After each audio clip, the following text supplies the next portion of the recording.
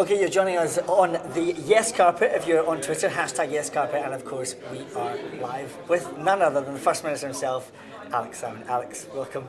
No, great to be here on this very auspicious day. It is a very special day. Did you get much sleep last night with all this excitement? No, I tell you, I've actually got a throat thing at the present moment, so last night was spent gargling and desperately swallowing tablets, hoping for the best. Luckily, the voice has held out. It certainly has. And what a spectacular launch we had today. Couldn't be better as a launch. You know, I've been so much optimism, positivity that, you know, often in events you can feel whether the event is successful or not, and this felt like a wonderfully successful event.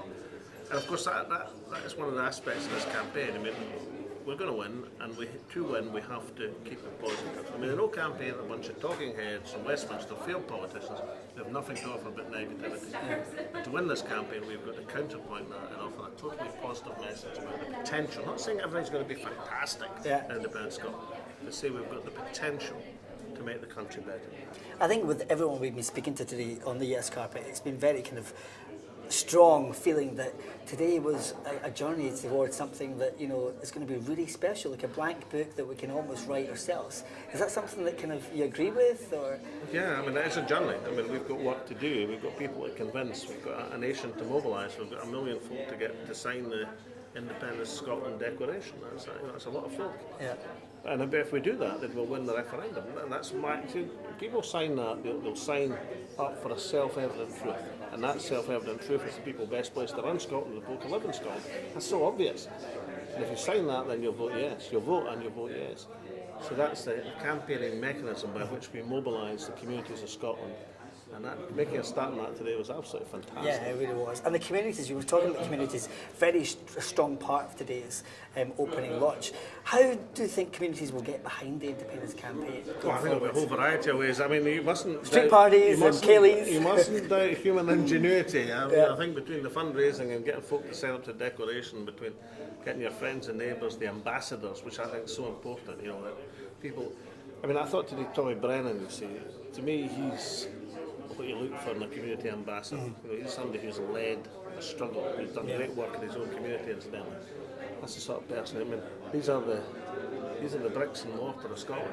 These folk. These are the very essence of the nation. And we can mobilise that type of folk across Scotland, these community ambassadors. Then we've got a winning formulation. And with the performances today as well on stage, I mean, everyone was almost kind of, we were speaking to Guy McLean earlier on, and he was almost close to tears when he was on stage because of just the momentum, the sheer buzz in the room. But that kind of almost helped today, didn't it? I always cried during Caledonia. Yeah. No, I once performed, I say this modestly, a duet with Guy McLean in the smallest distillery in Scotland in Perthshire. Right, okay. There were Dougie and I, and his wonderful modulated tones, my strangulated tones. There we were performing Caledonia. I was greeting as usual. And the thing that puzzled me was why the folk in the audience in that distillery in Perthshire, unlike today, weren't joining in the chorus. Then somebody told me there were 2 busloads of German tourists. Das ist nicht so good. And what do you think independence means for the people of Scotland? You know, what can they look forward to when and if Scotland does become independent? It's about opportunity, it's about hope. You know, the scarcest commodity in politics right now, not just in Scotland, but across the continent of Europe, is hope in the future, belief that things can be made to be better. If we can encapsulate that, then we've got a very precious vision. So hope that we can build a prosperous country and a just society.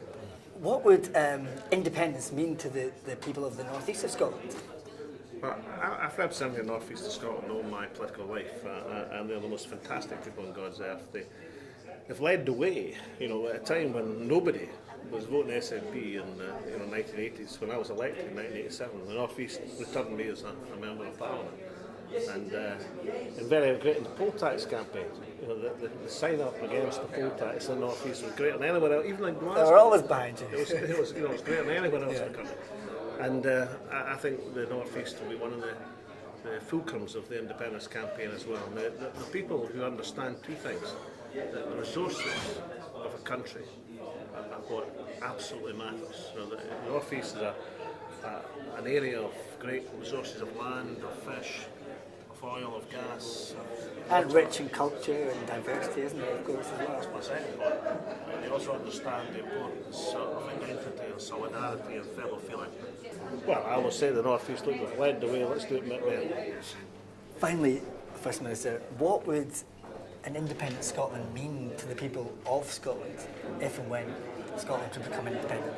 Well, it's an opportunity to build something better. It's hope for the future. The scarcest commodity in politics is now. Not just in Scotland, but right across the continent of Europe, people are looking for hope that things can be made to be a bit better. And if we can encapsulate that in Scotland and broadcast that in the campaign, say, look, marrying the resources of Scotland to the talents, the ingenuity of the people, we can create a more prosperous economy and a more just society. We can encapsulate that hope for the future, then we've got the winning formula. Well, hopefully we do. And it's down to the people of Scotland now and the communities out there, isn't it? Yeah, to really get behind. Sign that declaration and say yes.